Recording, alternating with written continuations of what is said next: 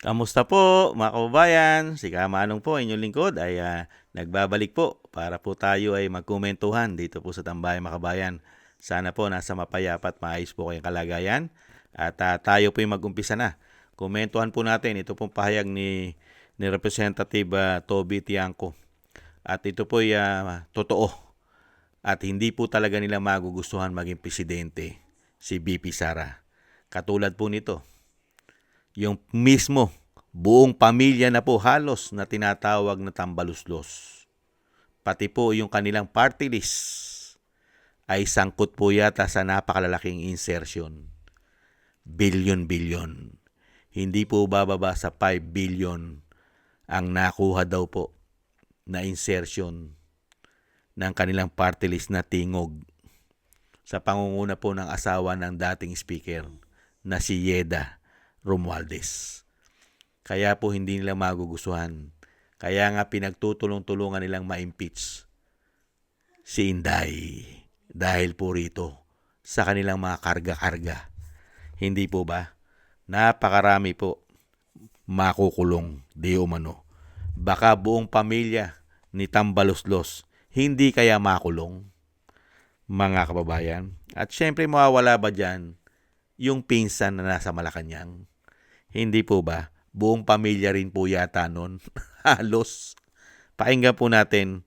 Ito po si Toby Tiangco, mga kababayan. Ang makaharap ni Manny When you read the statement, I don't know if you've read the statement of your colleague there. No. It's really pointed, it's really sharp. He's also saying that defending an ally does not justify distorting the truth if Representative Tiangco believes he is helping the vice president by making these claims, then he is doing her and the public a disservice. Meron pa siyang sinabi, if there is evidence, present it. If there is none, stop misleading the public. Congressman, are you misleading the public? Hindi ko alay si Vice President Sara, no? Ang pagkakaiba lang namin sa kanila is because, okay, yung Tingog, magkano ba yung insertion niya noong 2025 budget? Ang insertion ng Tingog is 5 billion doon sa 2025 budget.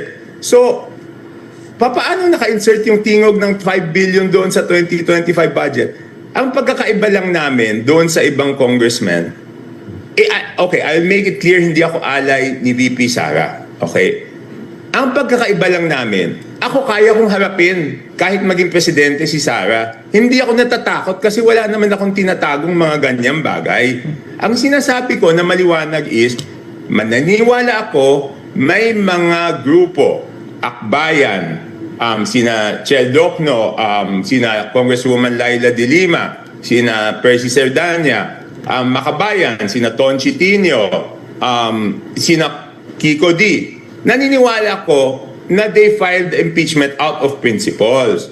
Pero hindi natin maitatanggi sa likod nila, merong mga tao na nagtatago na takot sila na maging presidente si Sara kasi nga may problema sila doon sa mga anomalya sa mga flood control projects. At hanggang ngayon, hindi pa sila nananagot. So, kung iniisip nila na matatapos itong administrasyon na to, na hindi sila papanagutin, siyempre natatakot sila. Yun lang ang kaibahan namin. Kaya ako kahit sino maging presidente, wala akong problema. Why are Including you- Sara maging presidente, wala akong problema. When you read the statement, I don't know if you've read the statement of your colleague there. No. It's really pointed, it's really sharp. He's also saying that defending an ally does not. Yan po mga kababayan.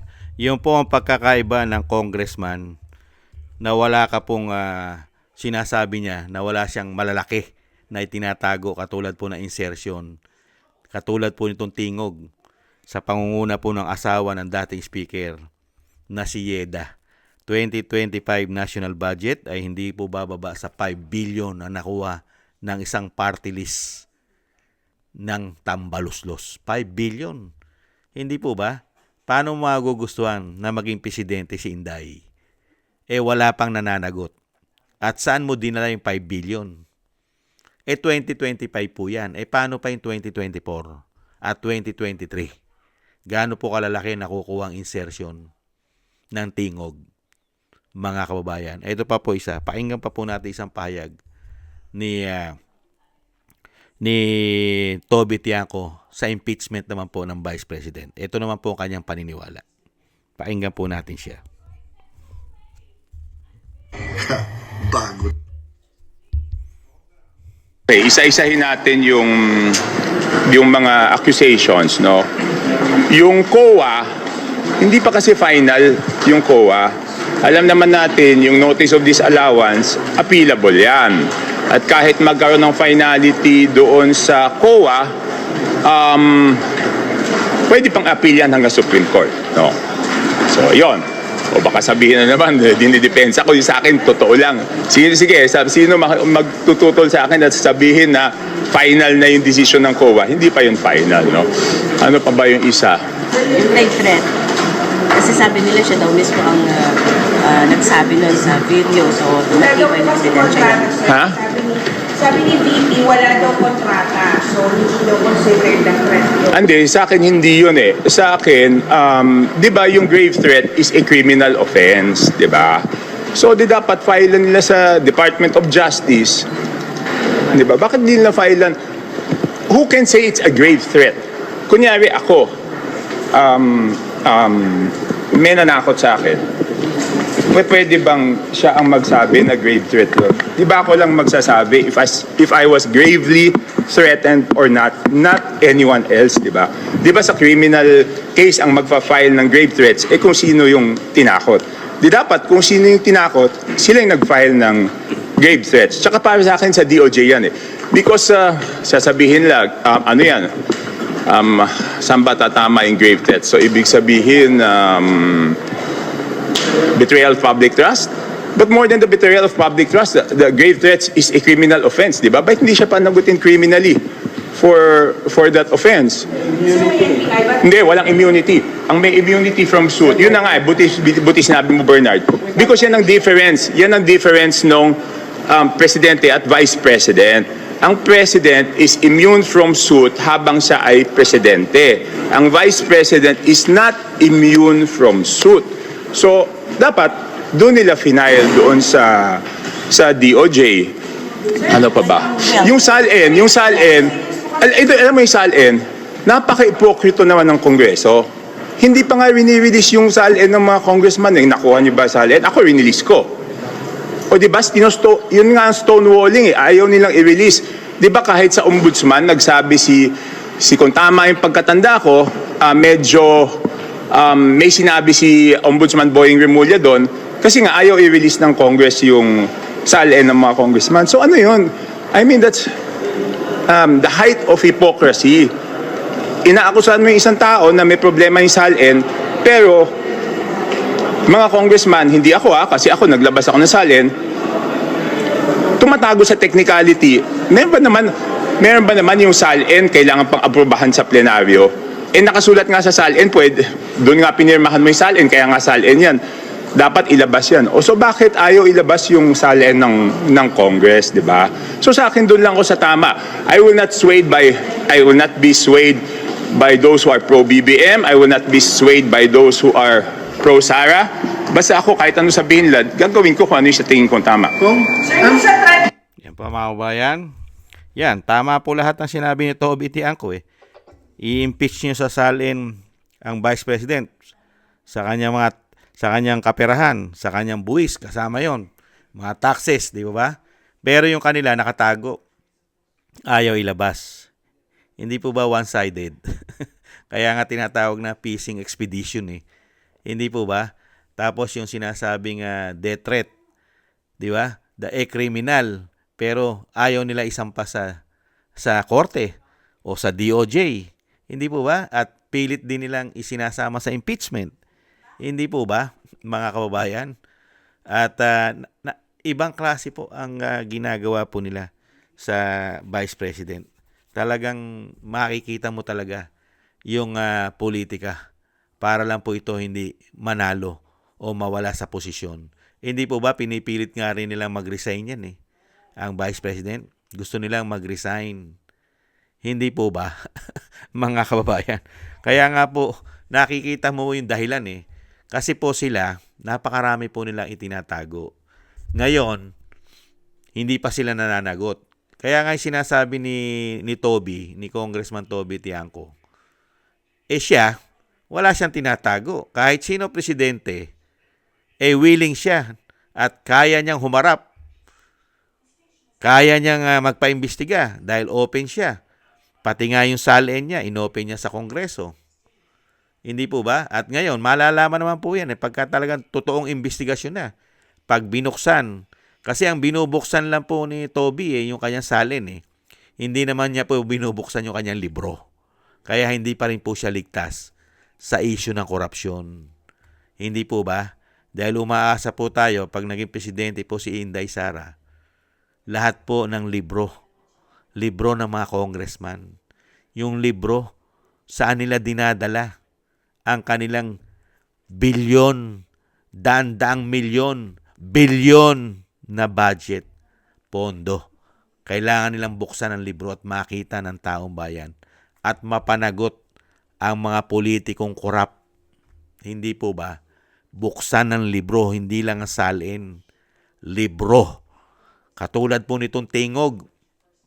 Tingog 2025, last year, 5 billion ang napunta po sa isang party list pa lamang ni Tambaluslos. At ang congresswoman doon sa party list na yon ay pamilya niya. Hindi po ba nahandun na rin po anak niya sa Tingog? Ito pong 20 Congress ay nakapasok na rin po ang anak ni Martin Romualdez. At yung kanyang asawa ay nahandun pa rin. Kumpleto pamilya. Hindi po ba? Kaya nga po sinasabi natin, ito po mga tao na ito po mga congressman at mga party list na ito na may mga karga-karga na mga kasalanan sa taong bayan at pinangalanan pa ni Toby, pati po ang grupo ng mga kaliwa, mga makabayang black na may mga sariling interes at may mga itinatago ring korupsyon dahil sarado rin po ang libro niyan. Ayaw din pong buksan ng Makabayan Black ng grupo ng makakaliwa umano. Ayaw nilang buksan ang libro nila. Kaya yung mga tao na yan, marami rin po itinatago yan, yung Makabayan Black. Walang libro na nakikita ng taong bayan. Saan nila dinadala ang budget nila? Ano ang mga programa? May mga natapos ba na maproyekto yung mga tao na yan? Hindi po ba? At napakasarap din po malaman kung gaano kalaki ang natatanggap nila sa kanilang mga party list. At alam din po natin na may issue na po yan. Kasama rin po sa maleta yan, yung Makabayan Black. Pinangalanan po ng mga soldiers yan, ng mga ex-marine. Hindi po ba? Kaya dito, yung sinasabi po ni Toby Tiangco, makatotohanan po yun. Yung impeachment na ginagawa sa Vice President, at yung mga pinagtatakpan nila, mga kababayan, nahandyan po yun Impeachment ng Vice President para yung mga problema na ginawa mo sa bansang Pilipinas, yung mga pinagnanakaw ninyo, ay ito po ay makalimutan na, matabunan na, at hindi kayo managot sa mga kasalanan nyo sa taong bayan. Kasi pababagsakin nyo yung tao na habulin kayo sa lahat ng ginawa nyong kasamaan sa Pilipinas, sa gobyerno, sa taong bayan, sa pera at buwis ng taong bayan. Hindi po ba? Yan po mga kababayan, ang pinakamasakit na nangyayari sa panahon ngayon. Wala pong humahabol at tumutugis sa korupsyon. Wala. Dahil po halos sila ay may issue. Katulad po nitong pinsan, pamilya ng pinsan, Tambaluslos ang kanyang pamilya, party list niya. Isang damukal na insertion, bilyon. Sa party list pa lang po niya yan. Paano pa po yung kay Tambaluslos? Gaano po kalaki ang budget ni Tambaluslos, mga kababayan? Kaya po, sana loobin maging presidente ang Inday Sara para po ang lahat ng mga buhayan na ito pong mga nasa ito pong nasa crocodile farm ay mahayag na po ng tuluyan. Hindi lang po ang maleta pati po ang kanilang libro ay mabuksan ng itong mga tao na ito, mapatunayan na talagang mga magnanakaw, diretso sa kulungan. Sana nga kung may bitay Kung may bitay lang sa ating bansa, ay napakarami pong mabibitay. Hindi po ba? Maraming salamat po mga kababayan at syempre po ay nagpapasalamat po tayo kay Toby Tiangco dahil dahil ini-expose niya yung mga kabaro niya diyan sa Crocodile Farm. Binabanata niya yung mga kabaro niya. Pero hindi pa naman po ligtas si Toby Tiangco. Pag naging presidente ang BP Sara at gumawa po siya ng paraan na buksan ang mga libro ng mga congressman, masisilip din po ang libro ni Toby Tiangco. Hindi po ba? At alam naman po natin si Toby ay malapit na malapit sa tinatawag na bangag at bongit. Hindi po ba? Mga kababayan, para po yatang may relasyon yan may relasyon po yata yan family relation. Ito pong pamilya ni Toby at ito pong sa side ng Pangulo o sa First Lady, mga kababayan. Kaya lalabas naman po ang katotohanan. Pagka na-open ang mga libro niyan, kahit po si Toby Tiangco, ay hindi po lulusot yan kung talagang wala siyang tinatago at lahat ng nakuha niyang pondo galing sa pera ng taong bayan ay malinis niya itong nahahawakan at nakikita ng taong bayan ang mga programa at proyekto nila na walang mga ghost project at hindi po mahihinang klase ang mga proyekto nila. Hindi po ba? Masisilip po yan. Yan po mga kababayan, ang ating komento kay Toby Tiangco. Maraming salamat po mga kababayan sa mga gusto po natin tambayan mga kababayan sa YouTube at TikTok. At ganoon din po sa ating mga subscribers at sa patuloy po nagsusubscribe at sa mga nagko-comment, like and share. Maraming salamat po sa inyo. Shoutout po sa inyo. At thank you rin po sa mga nagbibigay po ng tulong at biyaya.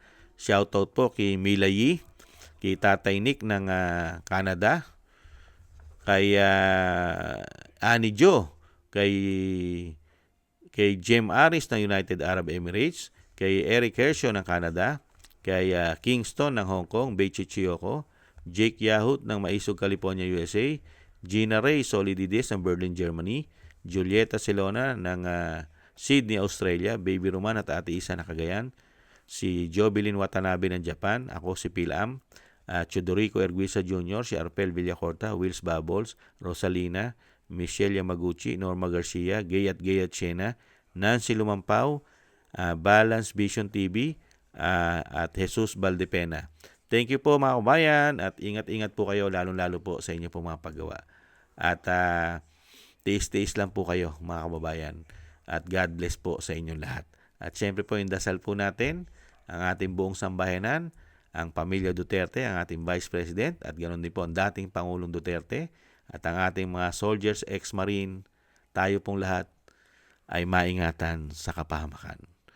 At maraming salamat po sa inyo pong mga dasal. Muli po mga kabayan, tiis-tiis lang po muna tayo. Bye-bye!